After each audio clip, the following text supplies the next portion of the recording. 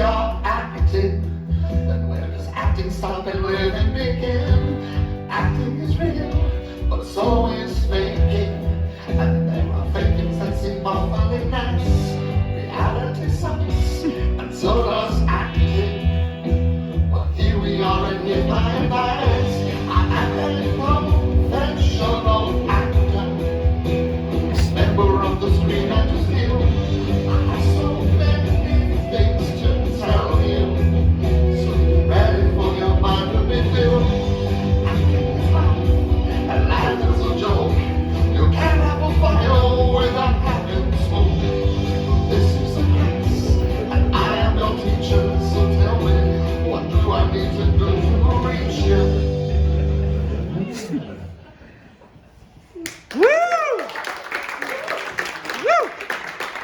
Hello, everyone. My name is Connor Ratliff. I am a professional actor, and this is Connor Ratliff Presents the Acting Class. It is a fully improvised show that pretends to be a real acting class. If I ever seem as though I'm upset, if I ever seem as though I'm angry at any of you, I want you to know it is just acting. I'm so grateful that you have come out late at night for the second show of the evening. And I want you to know that if at any point you sense that I am furious with any of you, it's just because I act as though this is an acting class. That's part of the conceit of the show. Now, I do like to start out by getting a general sense of how many people here are actors and how many people here are non-actors. So if you are an actor, if you think, yes, I am an actor, I have acted in something in my life, I've been on the stage, reciting lines in a play, or I've been in a film or a television series, or I act in videos that I make that I post on social media as characters. That's acting. If you identify as an actor, please raise your hand. All right. Almost everybody, it feels like. Who here absolutely, the rest of you, if you haven't raised your hand, if you did raise your hand that time, raise your hand now, because you have already identified yourselves as non-actors. Yes, yes.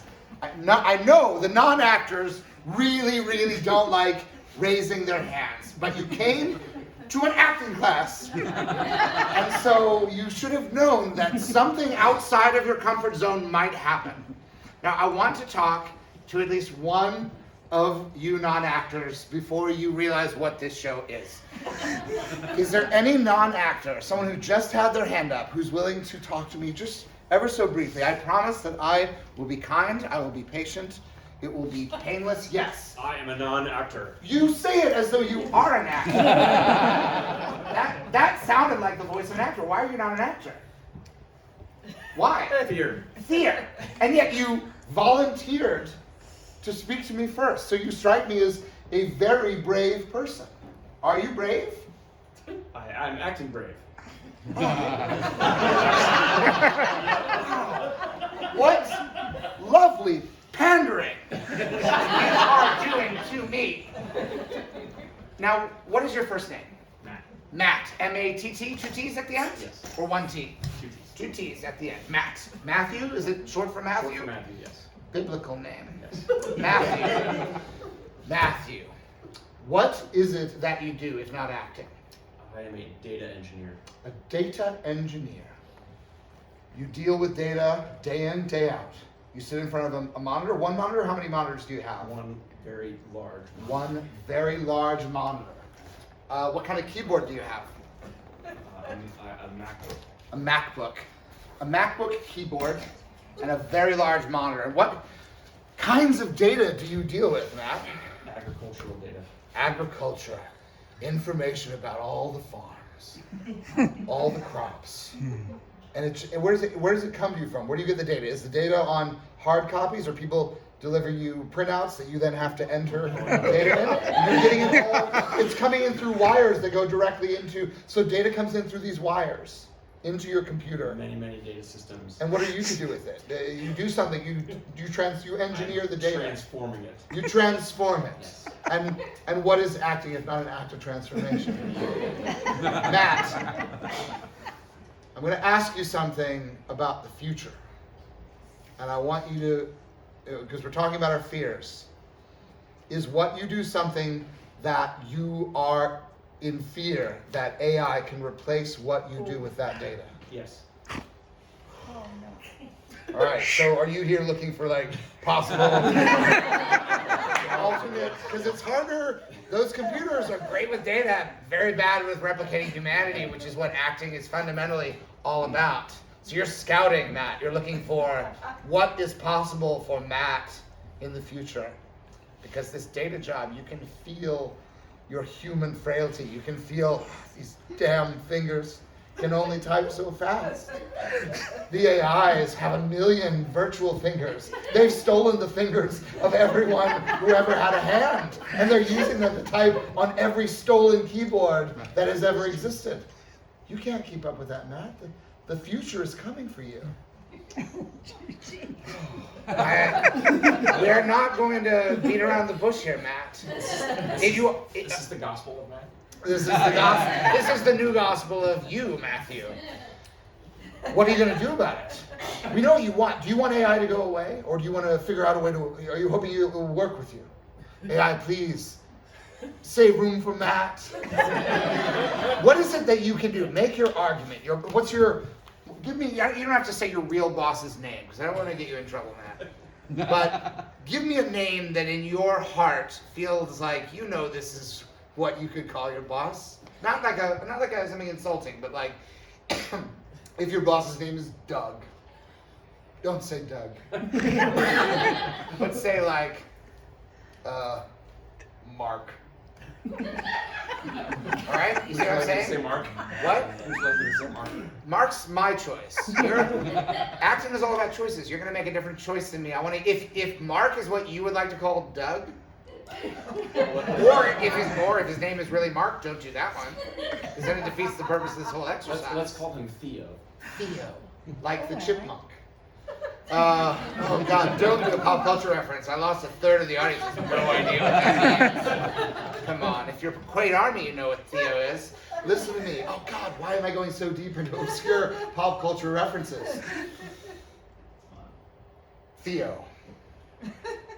Theo invites you in. Does Theo have an office? Would he invite you into the office? Is that something you have? A conversation with Theo in the office? Yeah, that would happen. All right. So I'll be Theo, and I'll also be Matt. Theo invites you into the office. He says, "No, I want you to be Matt now in this. All right, you're going to act with me, even though you're not an actor. All right, Matt. Have you seen the new AI we've got? You seen the way it engineers the data? Running out of reasons to keep you around here. I like you. I think we're almost friends. But I cannot justify your salary given what these wonderful generative machines can do for data. So I'm going to give you 10 seconds to tell me what you bring to this company that the robots aren't bringing. What is your worth, Matt? Theo, remember the humanity. Oh God, that didn't work on me.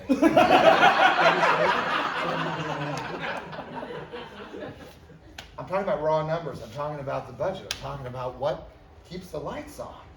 We don't need the lights if there's no people here. The AI can work in the dark.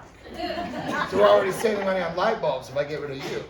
Because if you're still working here, if all the people are still working here, I got to keep buying light bulbs.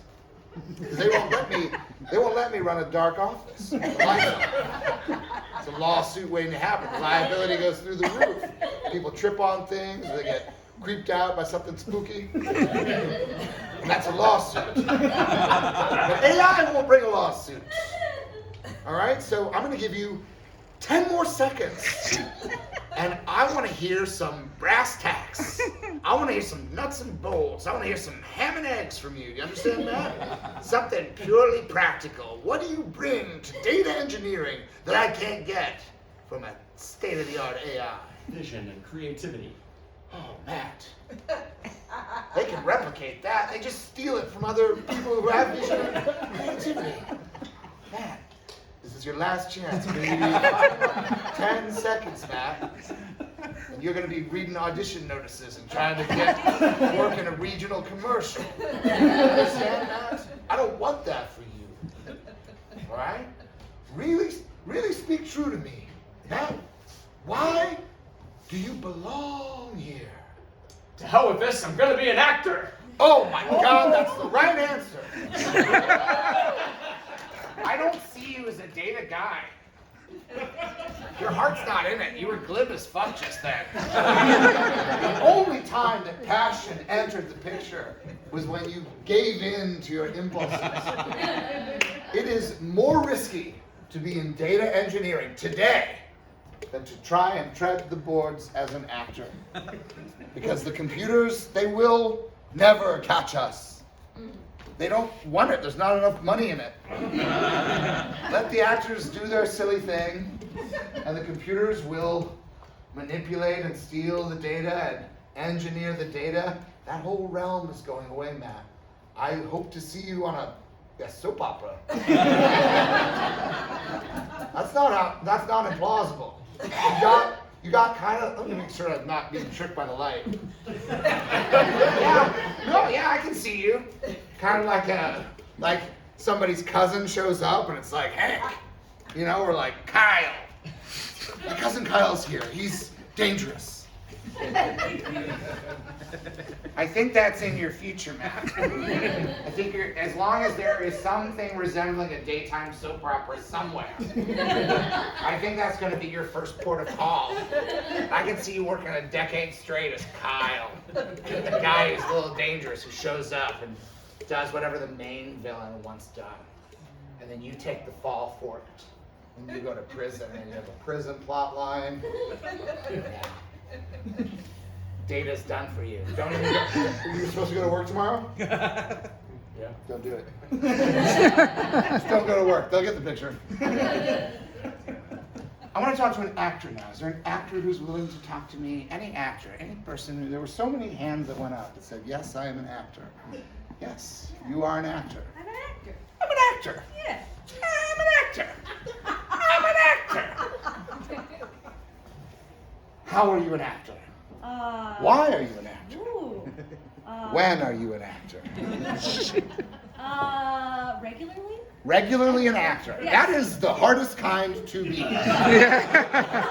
Like, that is the dream, all right? Like,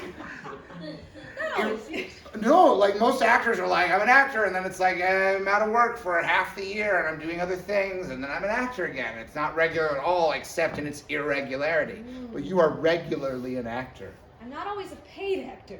Doesn't matter. Ah. We're not talking about money here. Did I mention money? I don't think I did. To be a professional actor, you need to be paid money. That is what defines you, the money. That is what makes you a professional. But that is not what makes you an artist. And that's the kind of distinction I like to say out loud sometimes. Makes me feel good. So what's the last role what's your first name? It's Annalicia. Annalicia. Yes. Musical. Annalicia. Right? Lots of notes. Yeah, if your name's like Doug, that's not musical. It's just like one percussion. Doug, like your boss. Annalicia. What's a role that you played recently, Annalicia? It was an original play that I co-wrote. You are a playwright, in addition to being a regular actor. Annalicia, playwright, actor. You're already one hyphenate. You're a hyphenate. Did you know that? I do now. Yeah. Brag about it. Say, hey. Yeah, I'm Like, next time you feel mistreated, say, who do you think you're talking to? I'm a hyphenate. If you're another thing as well, then you're a double hyphenate. And nobody wants to mess with a double hyphenate. So you are a playwright and an actor. Mm-hmm. The most recent role that you played was one that you co-wrote with a collaborator, someone that you wrote a play with. Yes. An original piece. And what was the role? What kind of role was it? So it's historic. Historic, based. It's based on, there was a place in St. Louis called Gaslight Square in the 50s and 60s, Mhm. where there was like a lot of jazz and comedy and all kinds of really hip stuff going on. And the compass players, which were improvisers, Yes. were there, as well as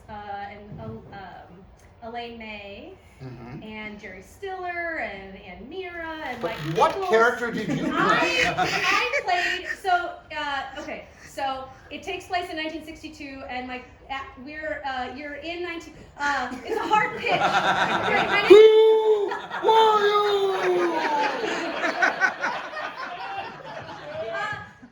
Stella Fella is her name, and she's a comedian playing in Gaslight Square. Stella Fella, I'm a comedian.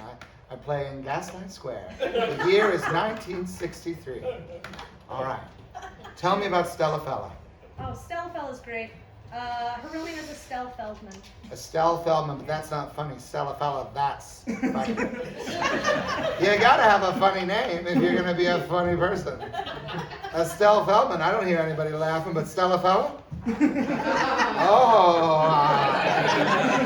you hear those laughs. 1962, the 60s are just getting started, and things are looking bright. What is Stella Fella's arc in the play? This is she thinks her heyday is ending, and she's not going to be able to leave St. Louis and become famous like she was in the Compass Players. I was in the Compass Players. Yeah. I don't think I'm going to be able to leave St. Louis. It's 1962, for heaven's sake. Tick-tock. Time is running out. If I was going to leave St. Louis in 1961 or 1960, maybe. But in 1962, I don't think so. I think Stella Fella's going to stay put right here in St. Louis. That's the arc? She stays in St. Louis? What happens? What happens to Stella Fella? Oh my gosh. Well, Does she get out of St. Louis? she gets out of St. Louis. Where does she go? Well, it's kind of ambiguous. Where am I? The void? Is this purgatory? Maybe I was better off back in St. Louis. I don't know where I am. I've asked everybody here. No one knows where this is. Oh, Stella, you've really done it this time. Knucklehead. I was so desperate to get out of St. Louis, I said I'll go anywhere. And now where am I? Nobody knows. That's her arc? What happens then? Where does she go? She goes someplace ambiguous. Dude, he's seen it like 9 times. Okay, so you co-wrote the play. You are as lost as Stella Fella. You're like, who knows what happens in the play? But Mr. 9 times? At the end, they get a call from Johnny Carson. Johnny Carson. So, we're in Burbank. Burbank? Is it LA? Is it California? I don't know. Oh, wow. Hey, Stella Fella, why don't you come on my show? I'm Johnny Carson, and this is The Tonight Show. You know, the show that later on will be hosted by Jimmy Fallon. How do I know? Ooh, Karnak the Magnificent. Oh, Jimmy Fallon, that's right. Stella, you made me laugh. Not just your jokes, but your name. It was so funny. So glad you made it out of St. Louis. Is that the arc? Pretty good. Okay. Wow, what a roller coaster. Sounds like a good play. I mean, I know we're not doing it justice. We don't have time. We don't have time. It's fine. It's fine. It sounds good. It sounds interesting. How did you play the role of Stella Fella? What was the thing you locked into as an actor? I mean, they're your words, obviously, except for the ones that your collaborator wrote. I don't know how you did it. Alternating words, alternating lines, back and forth. You write one. No, you write one. I don't know what your process is. All right? And we don't have time to get into it. But what did you use? If you think about Stella Fella, how did you go from being who you are to being who she is? Part of what I thought about is I was very bitter throughout my comedy arc of over the last 15 years. You were? I, as a real person, A had real lot of human bitterness. being on this earth. Bitter. Yes. In the comedy world? Boy, you must have stood out like a sore thumb. Did you hear about the new girl? She's bitter. I never seen anything like it. All we do is laugh. Because we got so many jokes in the comedy world. What's to feel bad about when you're laughing all day? It must be so much fun to be in comedy. But not you. Bitter, bitter, bitter, bitter, bitter, bitter, bitter. You have a name that is very sweet. and yet you have been bitter, and you use that bitterness to tap into the role of Stella Fella, comedian who thinks she's trapped, and then she gets away, but she doesn't know where she got away to, and before you know it, she's on The Tonight Show, which is, at that time, under Carson, the peak of show business and comedy. It was the type of thing careers were made of. Not like now, where it's just like some clips. If you're on The Tonight Show now, it's maybe you get a good clip out of it, right? Did playing the role, did writing the role, did you find that it helped with your bitterness? Did it make you more bitter or less bitter to tap into that? Oh, less bitter. Good. It was healing. Good. Yeah. I like to hear that. Yeah. And life will always find a way to make you bitter again. That's my experience, is that these moments that you're in right now, these moments where you feel like, oh, things are better, they're fleeting. But if you found your way to here once, it means you can find your way to there again. Just don't lose sight of what you learned, what Stella Fella is teaching you. A non-actor in this room who will talk to me. I know you're a non-actor, but I won't force you to talk to me. But I saw the hand go up. Is there anyone here, actor or non-actor? Yes. The hand has gone up. Non-actor. Non-actor. Why are you not an actor? Because there's always at least one reason. Some people say fear, but then they become actors. What do you say? I went into dance. You went into dance. So, Another form of performance and artistic expression. There is acting, you're acting with your body, you're conveying things. It's just that you have to have real skill and muscle control. You know what I mean? Like, it has to look right. It's not like with acting where you just be like, ah, you know. Like, you have to like really punish, like your feet hurt, right? You don't do that kind of foot dancing? What kind of dancing do you do? I do like modern contemporary dance. Modern contemporary dance. Yeah, very athletic. Yeah, I can't do it. Yeah. What drew you to dance? Did you feel it was a calling? I grew up in it. You grew up in Yeah. dance. Yes. Yeah. And now here you are. And now- Grown up and you are a dancer. Are you a professional dancer? Yes. Yes. You make your living as a dancer. It's like being an artist, it's also like being an athlete. A little bit, yeah. Like it requires a lot of discipline. I have nothing to offer you. You seem like you're doing fine.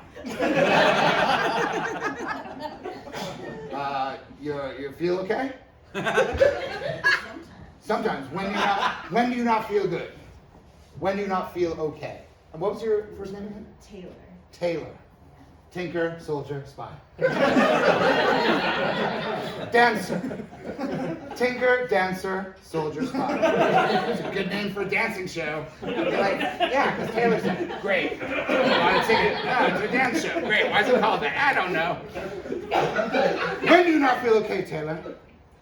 When do you not feel okay? Whenever I look at the news. Oh. You know. The news does not make me feel like dancing. I think that's normal.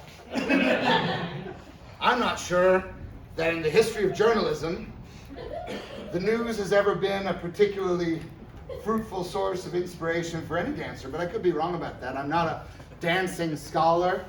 I don't know how many of the great dance-based performances have been rooted in current events. But I don't see it as an impossibility. Do you think there's a way that you could use dance to help the news feel somehow more palatable? Taylor? I'm asking. I don't have an answer for this. No. More palatable, no. But a lot of people do, as any art form, a lot of people do make dance and art around current events. That's it right. Just generally doesn't make it better. No. In a way, it would be terrifying if it did. Like, I'm not sure if I can conceive of a world in which I'm not going to list any of the things that are in the news currently, but we know. And I'm trying to imagine a world in which dance would make it better, and I can't conceive of it. And that frightens me, because it means were it to happen, I would probably be so terrified and so flabbergasted at what was occurring that even if it was improving society, I think it would still chill me to the bone. But that's my ignorance, Taylor. That's not on you. When do you feel at your best, Taylor? Usually in times where I'm moving with other people, whether it's like people that I'm performing with in a company or like class that I'm teaching. Sharing movement. When you're moving, so when you're doing the same thing, so you're all doing like this. It doesn't even have to be the same thing. Different things, just like one guy's going like this.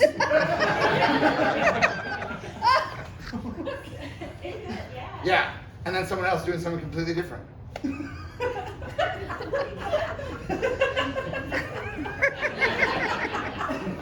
Is this dance, Taylor? Is it? It is? I think you should check again, Taylor. I'm not sure. I'm not sure that it is dance, Taylor. I will say this, Taylor. I'm told I have good point. I'm not a dancer, and I have good turnout. Do you want to see that? Hold on. Actually, kind of turn it around. Jeez. Hold on.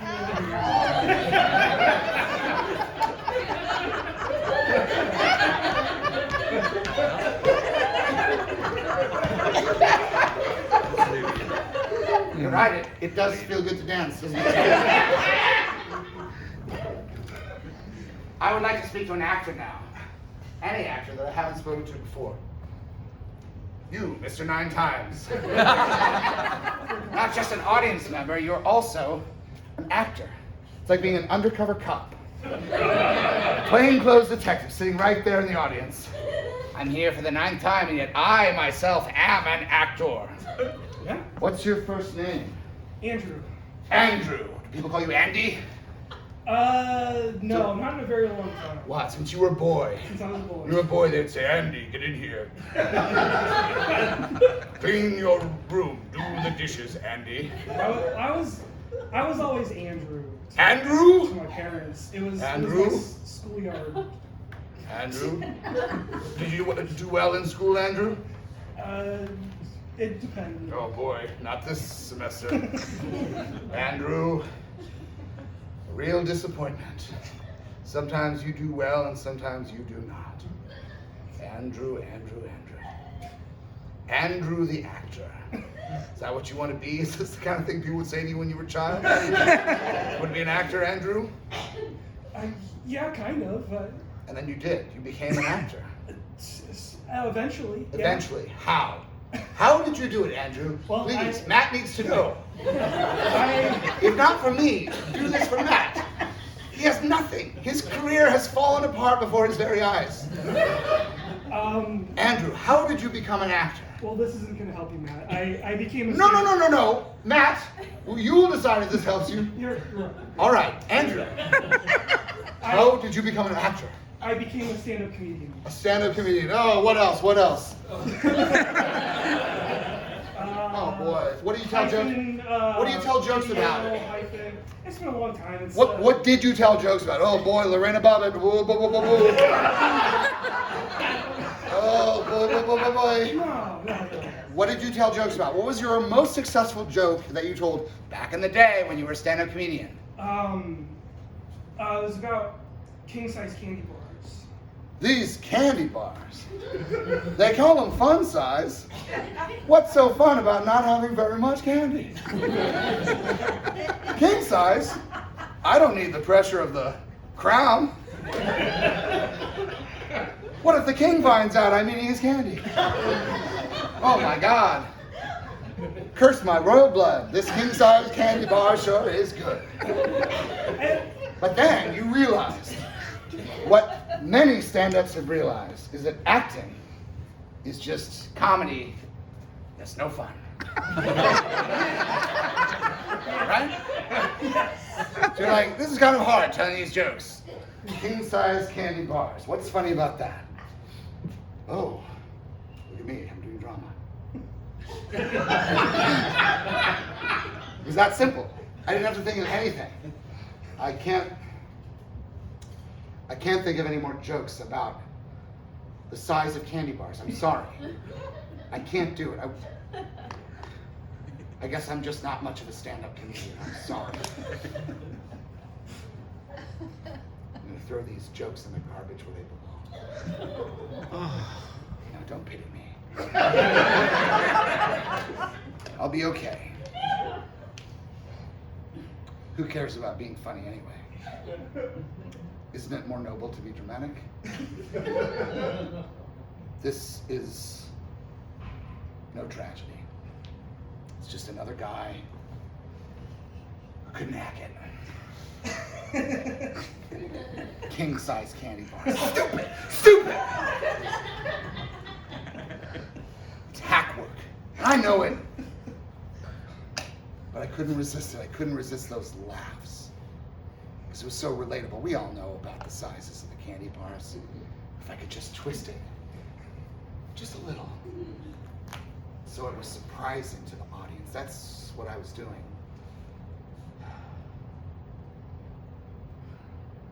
When will this war be over?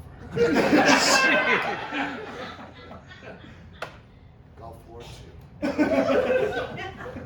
Second Gulf War. And all I can do is watch it on the television. I'm a coward. While people were over there fighting for our freedoms, I was here telling jokes about candy. Am I even a man? Fuck it, I'm just gonna go see it play. One ticket, please. No, make it 9. No, not just for this one show. Give me 1 ticket for the next 9 shows. Yeah, you heard me. Here's my money.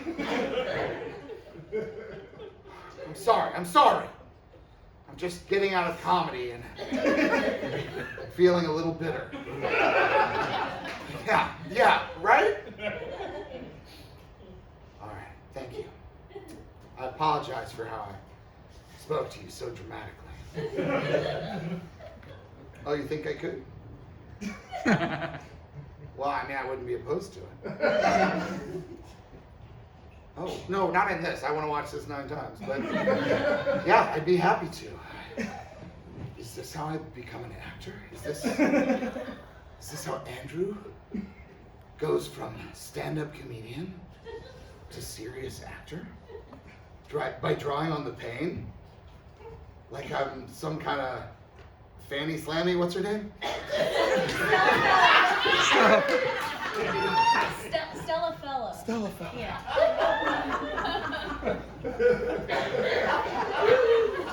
Like I'm some kind of Stella Fella. Stella Fella. Oh, stop. This is my journey. Oh God. So I wish that my experience could teach others, but it's completely useless for anyone but me. It's not the way that anyone could ever become an actor. My journey is unrelatable and wholly unique. I have no lesson to impart. All I can do is live my life. Live my life. Me. The former stand-up, now an actor for real. Finally. Thanks, God! Is that more or less the journey? I mean, honestly, you got a lot of things right. What did I get right?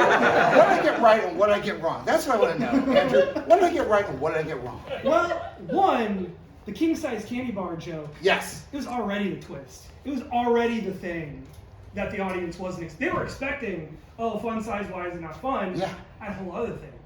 Yeah. But then I gave it up. Yeah. So I got that right. That I led with the fun size, but then went right into the royal blood. Okay. Yeah. Oh, you thought that was one of the things I got wrong. You thought that was one of the things I got wrong. Yeah. But it actually, but there was a twist because that was one of the things I got right. Andrew, that was one of the things I got right. I never did fun size, only king size. All right. Like you gotta give people context. Like not everybody knows that. Like this isn't a comedy club. This is an acting class. Andrew, I'm not mad. Andrew, I'm not mad at you. I'm not mad at Andrew. Oh my God, you really like you're. I just didn't know. What did I get right? All right, you think I got that wrong? Because you never did the fun size jokes. Yeah, okay. But what happened at the ticket counter? That was right. I got that right. Yeah. Yeah. Yeah. No, that's how it became. No, It was the one. We already did one. We already did one. Andrew, this is two. Don't do one again. I feel like I'm trapped in hell. The Iraq War was a major sort of influence, Right. kind of on my worldview. Really? So you just kind of tapped right into that. Yeah. With, It was a big deal back in the day. People don't realize. People don't realize it was a big deal back in the day. Oh, I can tell you some stories. It's a big deal. We had two of them. We had Gulf War I and Gulf War II. They're both Saddam. Saddam lived through the first one, didn't live through the second one.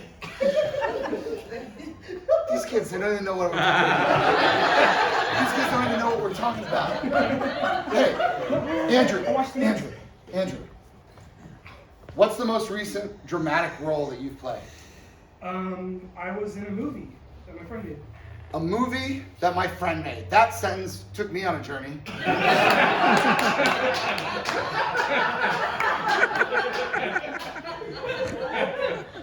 That's like saying, I found $1 million that my daughter made. Out of construction paper. I was in a movie that my friend made. He's your friend, and I'll only ask this once. Steven fucking Spielberg. All right. I've never met your friend. I don't know who your friends are, Andrew. I just met you. All right? Maybe your friend is a big deal. I don't know. But I'm not going to judge based on that because I haven't seen the film. When did you make the film? The filming started several years ago. The first cast screening was last November. It's being submitted to festivals and then finally people will see it. So you're in the final stages of putting it out into the world. Is it a dramatic film or comedic film? Both. Both. Yeah. Like life. Sometimes funny, sometimes dramatic. What was your character in this film? I played the main character. The main character. Said without hesitation. Not every film has a main character, but this one does. Is it a feature or a short? It's a feature. Feature film. Yeah. A feature film in which you are the main character. Yeah. And what is your character's arc? What does he want? Who is he? He wants, abstractly he wants meaning, literally he wants literal gold. Literal Confederate gold. Where's he from? He's from St. Louis. All right, he's from St. Louis. All right, I make my pizza like this. All right. What's his name? What's his name? This guy. What's his name? Brian. Brian from St. Louis. My name is Brian. I'm from St. Louis. I'm on a journey from meaning. Now you might not know what that means. A journey from meaning. I don't know if any of you have ever been on a journey from meaning, but it's different for every person, you know? For me, I find meaning in Confederate gold. I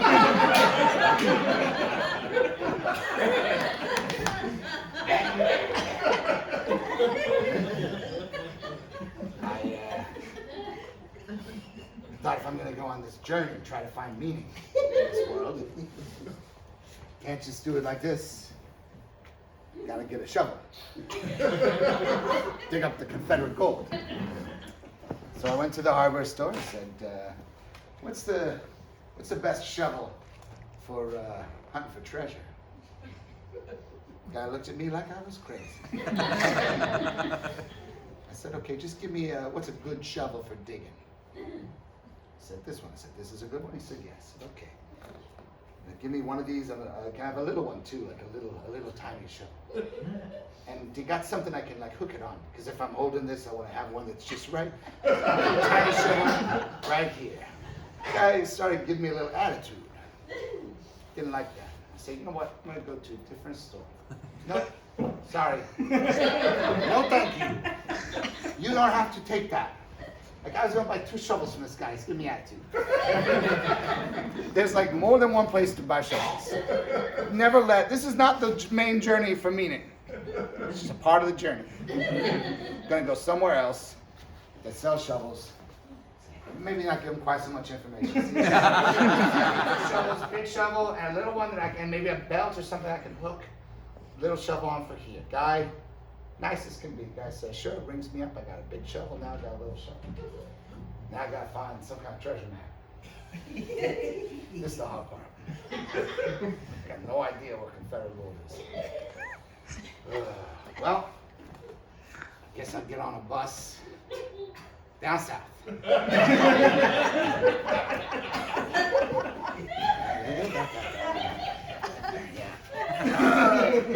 Yeah, what? You know what? I put it up here. Just gonna go, because I mean, maybe I don't have to go far. I'll go down to Boot Heel, maybe. You know, Missouri was a swing, it was like a split state in the Civil War, so top part is Union, south part Confederate. That's where the gold is. Ooh, this feels so meaningful to me.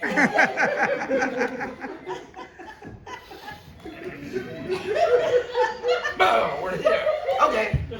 Ooh, boy. Slept the whole ride. All right, well, anybody else? No, I don't need to make friends.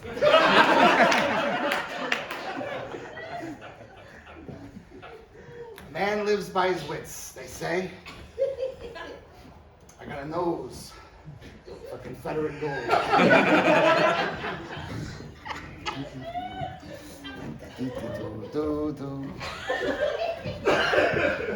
Oh, I wish I could find some Confederate gold.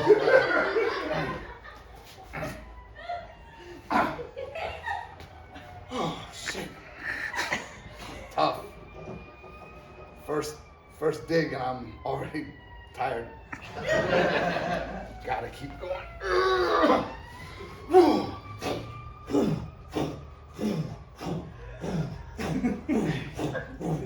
Hours go by, days go by, months go by, digging everywhere, digging here, digging there, get my little shovel out, dig a little like that, dig big, oh boy, and then eventually, wouldn't you know it, gold.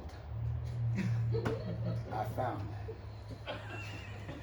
It took me a long time, so it's not implausible. You saw how long it took. Hey, you buy this, right? I found the Confederate gold. Ugh. My search for meaning is complete. What makes it Confederate gold? That's an interesting one. I guess it belonged to, so I'll get back on the bus. I guess it belonged to people who were on the losing side of the Civil War. And they buried their gold. And I found it. And now I got it. I'm on the bus. And life feels good. I left my shovels back just where I don't need them. I'll buy new ones. If I need a shovel, I'll just go, not that, no, you know what I will do? I don't know if you guys see a Pretty Woman, but I'm gonna go back into that first one and be like, big mistake, huge. I didn't really do that. That's me fantasizing on the bus. Show that hardware store guy, like, don't be rude to treasure hunters. They deserve shovels just like everybody else, without judgment or condescension. Ooh, I hope this is enough gold to last me the rest of my life. I don't know. I feel like I might tear through this pretty fast. But you know what? Everybody has to learn the hard way. Everybody's got to find their own Confederate gold. We're all on a journey for whatever our version of Confederate gold is. And sometimes we find it, and sometimes it's not enough. Sometimes it isn't. I mean, it's just what a wonderful world we live in, right? I mean, not really. Like, think about this is like blood money, sort of. Is that what your film was like? In many ways, yes. Well, that's interesting. In which ways, Andrew? So I could feel like this probably isn't what his film is like. I sort of was going on my own journey, and I thought, I bet beat for beat we're off the grid.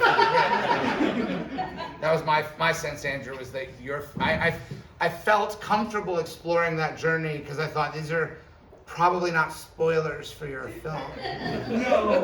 What's the closest thing to a spoiler that you just saw where you're like, oh no, now when they go see my friend's film at a festival, because I do think it will happen for you, Andrew, because I sense that you have the dedication and the drive to manifest such a thing, to attach yourself to a project and bring what you have to offer to it.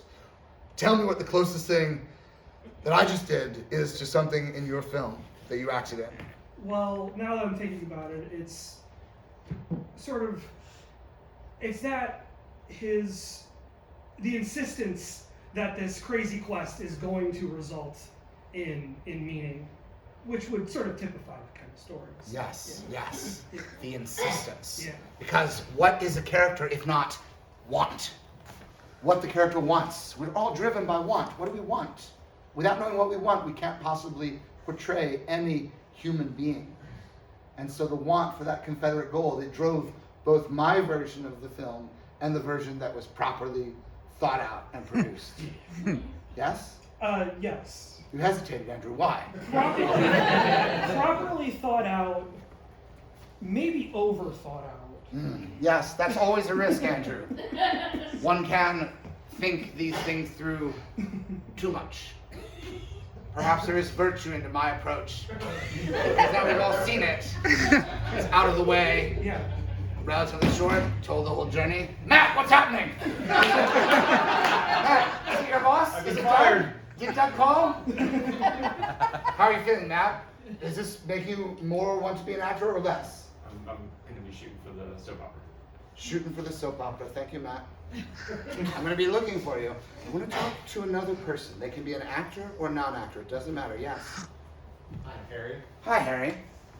You are an actor or non-actor? Actor, director. Actor, director. A hyphenate. Hyphenate. Do you ever use that hyphen? Do you ever use that hyphen to open doors to pay? Oh, it's never opened any doors. It's never opened a door for you. What kind of actor are you, Harry? Comedic and dramatic. And Comedic and dramatic, and what? I feel that I need to say I've actually seen Andrew's movie because I test screened it. Andrew? Not a I people. look at you like, man, where have I seen you? And then you said that, and I was like, oh shit, Stryker's movie. Oh It's shit! actually Oh a- shit! Oh shit! I was about to say, I'm in a play with Annalise we're in too. the- This is all- Sorry, I was at a How close was, because Andrew sort of said it's not the same, but you've seen the movie. Yeah. I think Andrew's too close to it, and I think he's terrified of me. How close was my version to what you saw at the test screening? Now, bear in mind, a test screening, not the final cut, so the final cut could be more like what we just witnessed. Not very. Not very. but not entirely dissimilar. It was not very similar, but you're saying there were points of connection and overlap, similar overlapping truths in both versions. It's fine if there weren't. Yeah. I think that the fact that it's blood money is part of it. Yes. Yes. And that was the conclusion. Yeah. We landed in a shared moment, so we both got to the same place. Yeah. What kind of actor are you, Harry? Comedic, dramatic? What's a role that you played recently? Something that you struggled with, hopefully. Because the movie just went on Tubi today, I was in a movie called Absolution, and I played a character called Two Pump. Two pump? Yeah. As in. I- Oh, no. So As in? there's a point where As Harry. I don't care that an audience member already said it. I'm going to time it just right. Harry, your character is named Two Pump. Is that Two Pump as in Two Pump Chump? I never got an answer. You asked. A lot. So this movie is on Tubi. Tubi. Sure. Is that how that starts? That's, if you want to watch a movie for free, that's what you have to hear them say. You open up Tubi and Tubi says, Tubi, which is a rough paraphrase of the immortal words of the bard.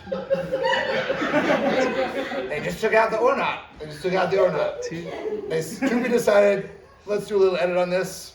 Take out the or not. It makes it sound suicidal. Tubi. I promise you this. I don't think I will ever be cast in a production of Hamlet. But if I am, when it gets to that part, I will say it that way. I will get to that monologue and I will go, Tubi. And like, this Hamlet's weird. So you played Two Pump. Yes. The filmmakers who made this film would not answer your simple and direct question. Is it Two Pump as in Two Pump Chump?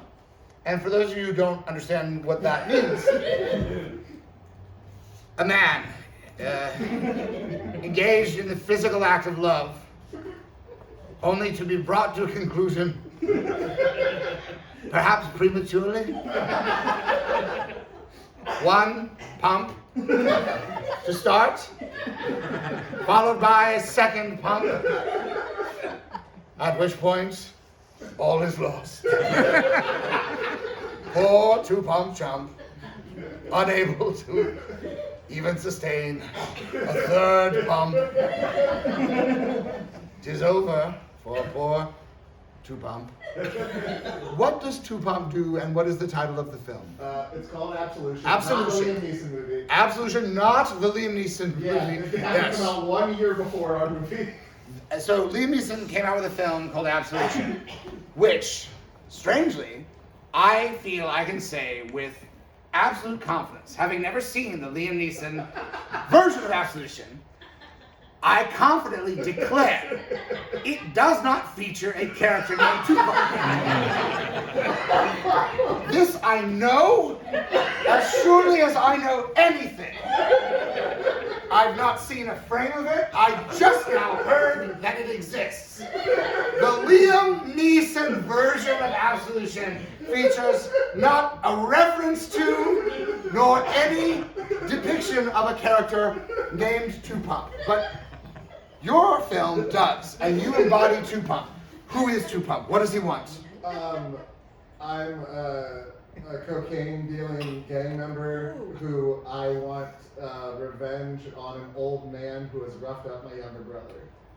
It's a lot, Harry. Good God. Here, Two Pump, honestly, I thought this was going to be a character, a bit of light comic relief. Two Pump is a cocaine dealer. Yes. And you want revenge for what?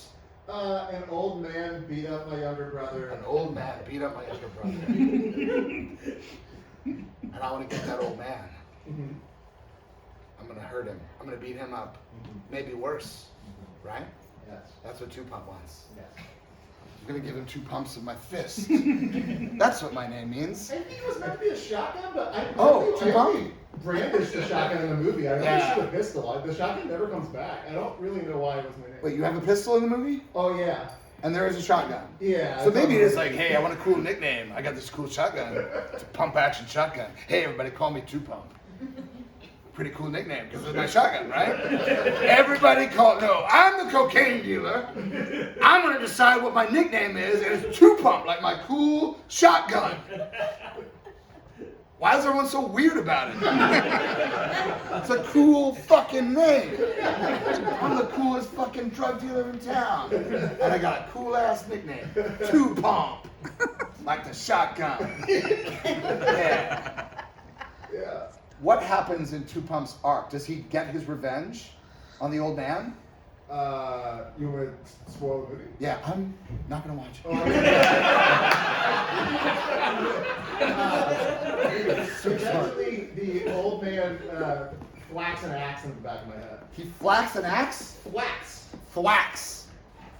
He thwacks an axe. So you're ready to, hey old man, old 2 pumps here to give you the old 1-2. And the old man's probably like, shit, 2 pumps here. He says he's gonna give me the old 1-2. And there's like it's a comedy of errors. Because he doesn't think he's gonna get shot, right? Yeah. He thinks he's gonna be made love to by. He's like, this guy likes me. Why is he like me? I beat up his little brother. I guess like it must have like turned him on. People are weird. Sexuality is a mystery. Like who knows what is gonna be the thing that like draws a person to another. I gotta get out of here. Like it's not for me. And then he sees that shotgun. He's like, oh no, I misunderstood. No, I gotta end this guy's life. I've been around a long time. I beat up a lot of people's little brothers. But I never killed a man. Never killed a man before. I gotta take a moment. Is this who I want to be? Okay. Well, I had to take my moment. He was right there. I had to whack the axe at him. Okay. All right. Oh boy. Here we go. Okay. Well, what a capper on a long life. Not proud of myself. You know, beating up little brothers, like, it's bad, I know. But I was always like drew the line. I'm not a murderer. You know? I said that back in the 40s. I said it in the 50s. I always said it. I'm not a murderer. People are like, hey, stop beating up my little brother. I said, I'm not a murderer. I use that as a moral justification. I'm no murderer. Say what you will about me. Say, hey, stop beating up my little brother. That was sort of my calling card. I'm no murderer. Can't say that now. Boy, I guess you can teach an old dog new tricks. Oh, God, why did I say that? Shit. Corny. Nobody here, me talking like that. You know what? I need to unwind. I'm just gonna watch a movie. Oh, Liam Neeson. Hey, this is brand new. Just came out. Absolution. Oh man. That's what they should name my life story. Liam Neeson's killing guys, just like me. He's seeking absolution. That's what I want. That's my journey. Oh shit, I'm on a bus.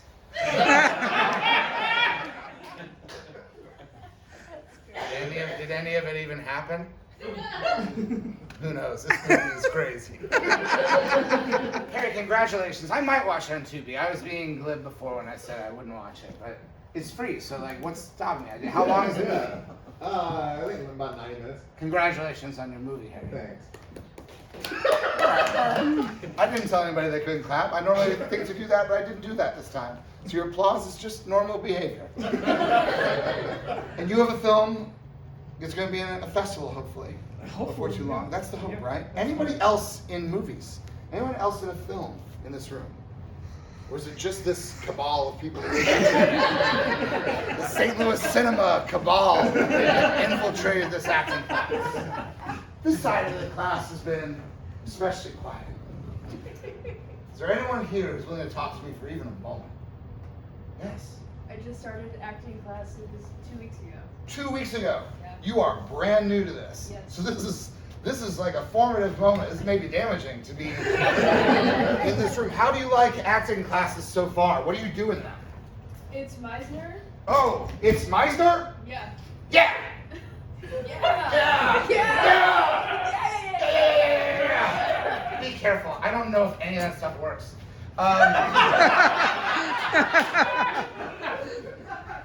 Why do you want to be an actor? What's your first name? I'm Teo. Teo. Why do you want to be an actor, Teo? What about it calls to you? What made you start taking these acting classes? To expand myself Yes. and to find the paradox of life and have fun. Expand yourself. To expand the paradox of life. Yeah. And have fun. You're not going to get all three.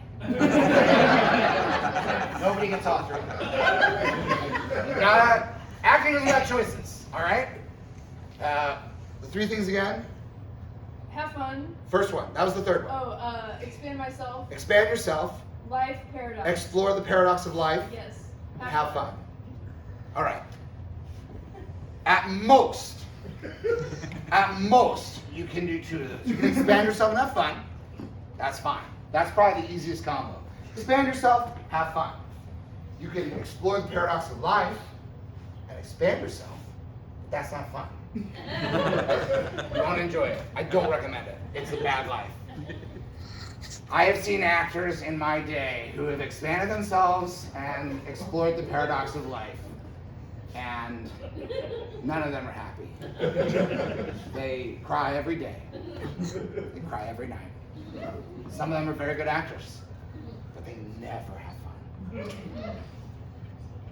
You can explore the paradox of life and have fun. It's fun to explore the paradox of life. Hey, life is kind of like this and it's also like that, and it doesn't make sense. That's fun. Are there any other combinations, or did I nail them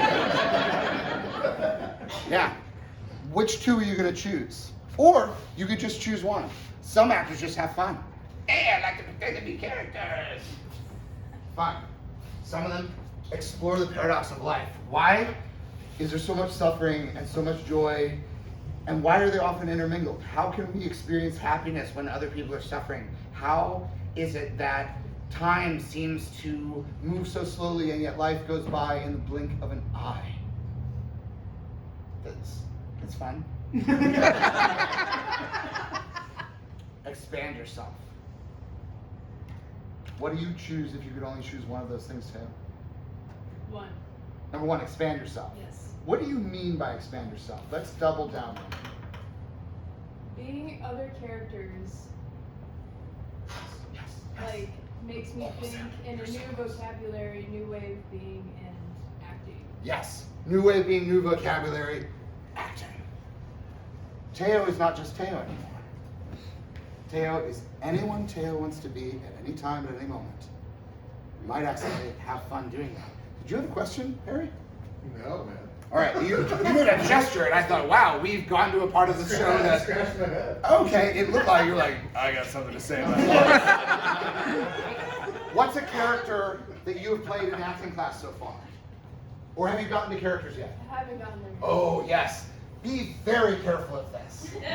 You're 2 weeks into your acting class, and your acting teacher's just like, it's too soon to play characters.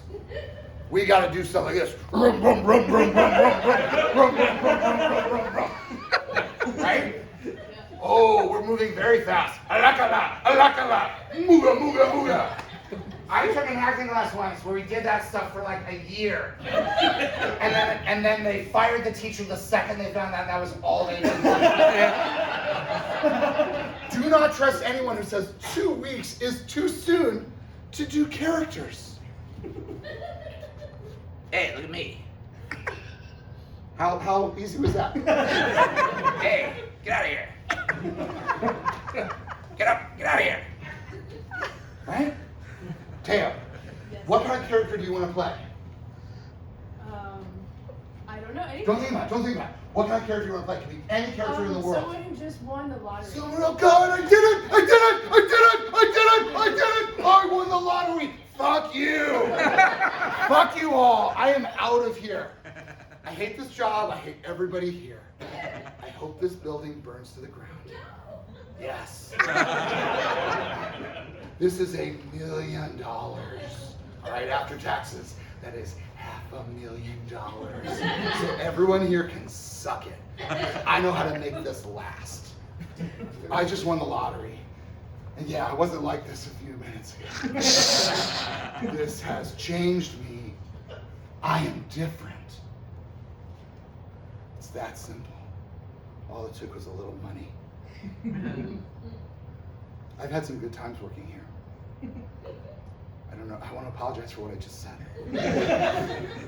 I got excited and a part of me, it just felt like what I wanted to say. It felt like I had a lot of anger bottled up. I never wanted to work here, and I think I took that out on some of you. And I know that you all like working here. You guys like doing data engineering. It wasn't ever what I wanted to do. I was never a data engineering guy. I always wanted to be on a soap opera. Now I can do that. This gives me the freedom that I can take the time I need. I can take an acting class, and I can learn how to act, and I won't have to sit at my huge monitor typing farm data. I know you all love it. How do you think that made me feel? 10,000 tractors, 5,000 cows. I hated it here so much.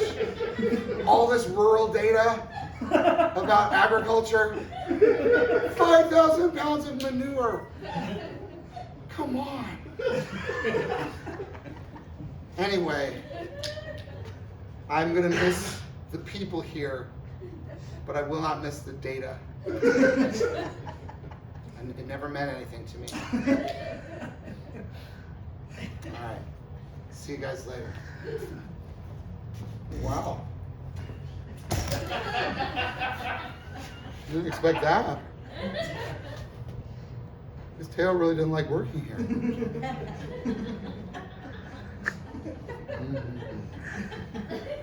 5,000 pigs. 6,000 chickens. Oh, I just got more data. I don't think this job's so bad.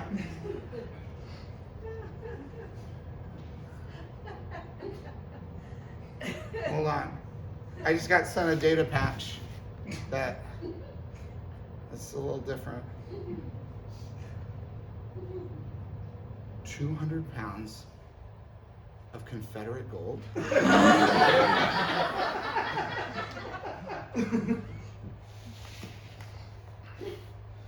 I have to go.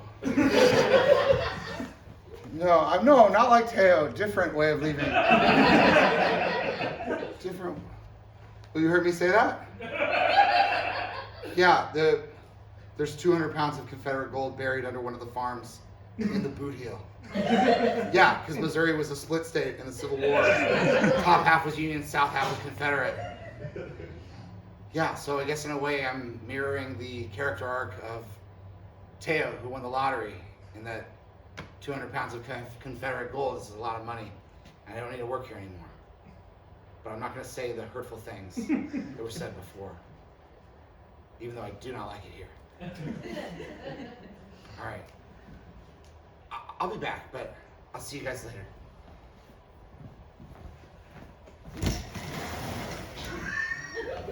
Wow. 2 in 1 day. That's weird. You know, when I was a kid, this old man beat me up. Yeah. I don't know why I thought of that. I guess we've all got a story. That's mine. My brother. He got whacked in the head with an axe today. I found out about it through the data. Came in the computer, it just came up and said 1 brother, 1 axe, 1 thwack. I said, this is unusual. This is how I have to learn about it? Some journey from meaning. Is this the meaning of my life? I feel like I gotta get out of here. Can't stay in St. Louis forever. I gotta take some inspiration from that play I saw 9 times. Like old Flanny Annie.